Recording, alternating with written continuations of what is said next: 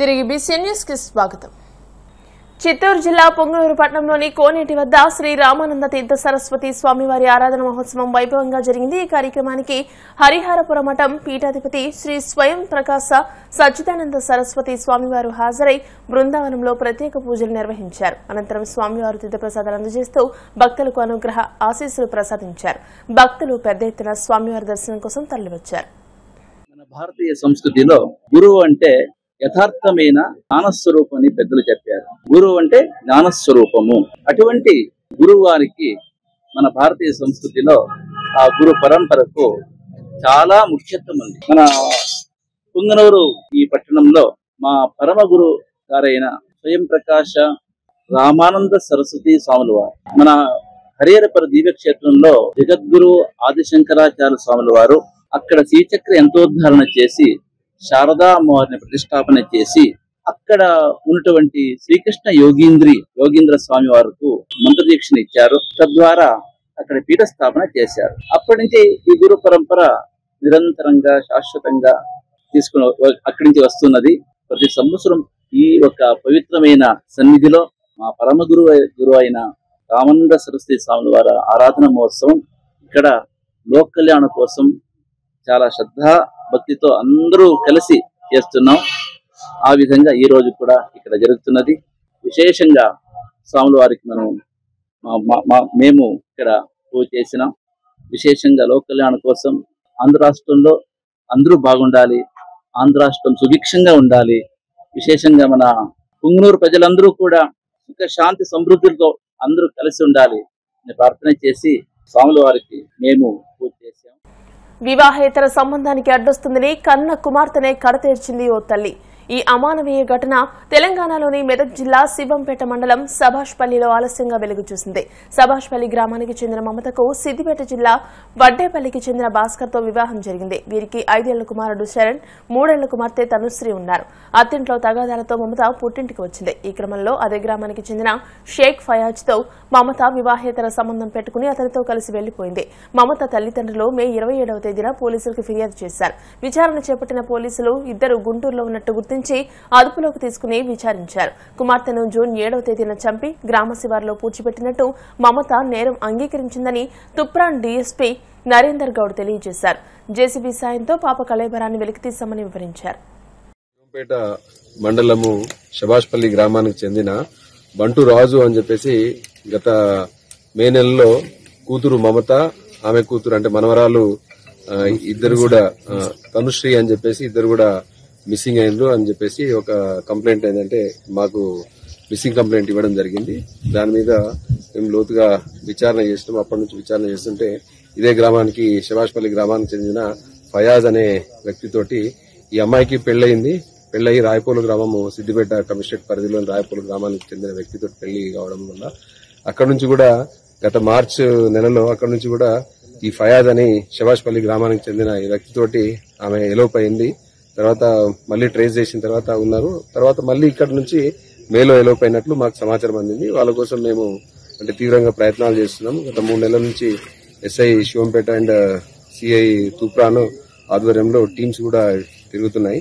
So ఇందులో భాగంగా మాకేంటంటే గుంటూరు నర్సరావుపేట ఆ ఏరియాలో ఉన్నారని చెప్పేసి మాకు సాంకేతిక ఆధారాలతోటి మాకు తెలవడంతో మేము వాళ్ళను ట్రేస్ చేసి తీసుకొని వచ్చినాము. కానీ వాళ్ళిద్దరూ ఫయాజ్ తర్వాత ఎవరైతే మమత ఇద్దరు ఉన్నారో పాప లేదు. పాప ఎక్కడ పోయింది, తర్వాత తనుశ్రీ అమ్మాయి 2 సంవత్సరాల పాప ఎటు పోయిందంటే వాళ్ళు పొందలేని సమాధానం చెప్పడం జరిగింది. అనుమానంతో ఇవాళ మేము చాలా సుదీర్ఘంగా వాళ్ళను ఇంటరాగేట్ చేయడం జరిగింది, విచారించడం జరిగింది. ఆ విచారణలో భాగంగా ఇద్దరు కూడా ఏంటంటే అమ్మాయిని తమకు అడ్డుందని చెప్పేసి, అమ్మాయి జ్వరంతో ఉండడంతో అడ్డుందని చెప్పేసి గత జూన్ 7th నాడు 7వ తారీఖు నాడు ఇక్కడికి పాపతో పాటు వస్తూ ఆమెను హత్య చేసినారు. తర్వాత గొంతు నిలిమి హత్య చేసి ఇక్కడనే శభాష్పల్లి ఈ ఏదైతే పొలాల్లో ఈ వాడుక పక్కన ఒక గుంత తీసి దాంట్లో కూర్చడం జరిగిందని చెప్పడంతో ఇవాళ మేము మొత్తం పోలీస్ టీమ్స్, తర్వాత మెడికల్ ఎక్స్పర్ట్స్, డాక్టర్స్, తర్వాత తహసీల్దార్ గారు, శివంపేట తహసీల్దార్ గారు ఆధ్వర్యంలో ఇవాళ దీన్ని శవాన్ని మేము వెలికి తీయడం జరిగింది. గత 3 నెలల నుంచి ఉండడం వల్ల గత 2 నెలల నుంచి విపరీతంగా వర్షాలు పడడం వల్ల శవం పూర్తిగా కూలిపోయిన పరిస్థితిలో ఉంది. ఇది కేవలం ఏంటంటే తమకు పాప అడ్డు వస్తుంది, తమ సంబంధానికి అడ్డు వస్తుంది, పాపను తొలగించుకుంటే తమ సంబంధము కొనసాగించుకోవచ్చు అన్న ఉద్దేశంతో వీళ్ళు హత్య చేసినట్టుంది. ఇంకా కూడా మేము దీంట్లో ఇంకా వీరికి ఇంకెవరైనా సహకారం చేసినారా, ఎటు పోయినారు, ఎక్కడ పోయినారు అని పూర్తి అంటే మేము దీంట్లో లోతైన విచారణ జరపడం జరుగుతుంది. సో ఈ కేసుని వెలికి తీయడంలో అంటే బాగా కృషి చేసిన శివంపేట ఎస్ఐ తర్వాత తూప్రాన్ సిఐ గారు వాళ్ళ టీం ని కూడా మేము అభినందిస్తున్నాము. వీళ్ళను అంటే చట్టపరమైన చర్యలు తీసుకుంటాము. కర్నూలు, అనంతపురం ఉమ్మడి జిల్లాలో కురుస్తున్న భారీ వర్షాల కారణంగా చెన్నూరు వద్ద పెన్నా నదికి వరద నీరు భారీగా చేరుతుంది. 27,000 క్యూసెక్కుల వరద నీరు పెన్నా నది ద్వారా సోమశల జలాశయంలోకి వెళ్తుంది. కుందు నది ద్వారా వస్తున్న వరద నీరు ఆదినిమ్మాయిపల్లి పెన్నా నది ఆనకట్ట సమీపంలో చేరుతుంది. శ్రీశైలం, పోతిరెడ్డిపాడు రెగ్యులేటర్ నుండి వస్తున్న వరద నీటితో పాటు గండికోట జలాశయం నుంచి మైలవరం జలాశయంలోకి ఎప్పటికప్పుడు వరద నీటిని పెన్నా నదిలో వదలడంతో ఆదినిమ్మాయిపల్లి ఆనకట్ట, చెన్నూరు వద్ద పెన్నా నదిలో వరద నీరు ఉధృతంగా ప్రవహిస్తోంది. తెగల మధ్య ఘర్షణలతో అతలాకుతలమైన మణిపూర్లో శాంతి నెలకొనాలని, వేగంగా అభివృద్ది సాధించాలని ప్రధాని మోదీ ఆకాంక్షించారు. ఆ రాష్ట్రంలోని కొండ ప్రాంతాల్లో ఉండే కుకీ తెగ, లోయ ప్రాంతాల్లో ఉండే మైతేయి తెగ ప్రజల మధ్య పరస్పర నమ్మకం పెరగాలంటూ కొండలు, లోయ ప్రజల మధ్య పరస్పర విశ్వాసం అనే బలమైన వంతెన వేయాలని పిలుపునిచ్చారు. ఈశాన్య రాష్ట్రాలు మణిపూర్, మిజోరాం, అస్సోంలలో పర్యటించిన ప్రధాని మోదీ పలు అభివృద్ది పథకాలకు శంకుస్థాపనలు, ప్రారంభోత్సవాలు చేశారు. భారతమాత కిరీటంలో మణిపూర్ ఒక రత్నమని అభివర్ణించారు. అక్కడ ఎలాంటి హింసకు తావు ఉండదని పేర్కొన్నారు. मणिपुर की हजारों वर्ष पुरानी समृद्ध विरासत है. यहां संस्कृति की जड़ें मजबूत है, गहरी है. मणिपुर मां भारती के मुकुट पर सजा मुकुट रत्न है.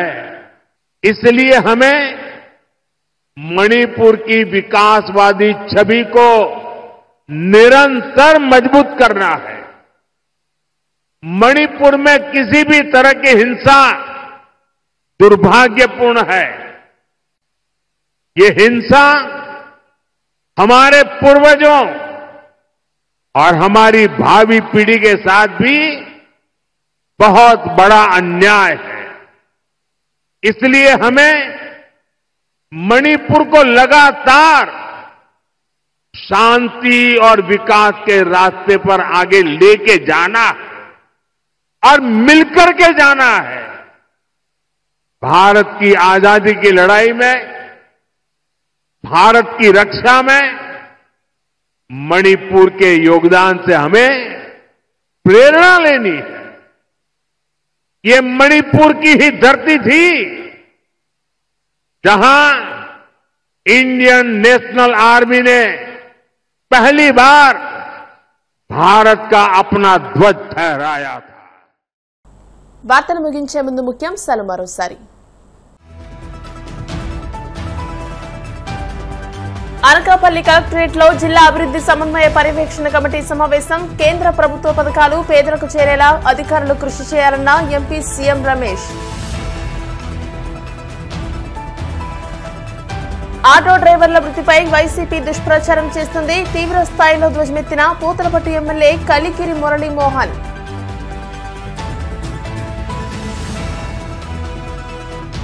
జగన్ 5 ఏళ్లలో ఉద్యోగులకు చేసిన మంచి పనులను చంద్రబాబు 100 ఏళ్లు సీఎంగా చేసినా పూర్తి చేయలేరు. వైసీపీ ఎమ్మెల్సీ పర్వతరెడ్డి చంద్రశేఖర్ రెడ్డి విమర్శలు. భారతమాత కిరీటంలో మణిపూర్ ఒక రత్నమని అభివర్ణించిన ప్రధాని మోదీ కొండలు, లోయ ప్రజల మధ్య పరస్పర విశ్వాసమనే బలమైన వంతెన వేయాలని పిలుపు. ఈ వార్తలు ఇంతటితో సమాప్తం. మరిన్ని వార్తల కోసం BCN digital YouTube channel, Facebook page ని ఫాలో అవ్వండి. అప్డేటెడ్ వార్తల కోసం ప్లీజ్ సబ్స్క్రైబ్.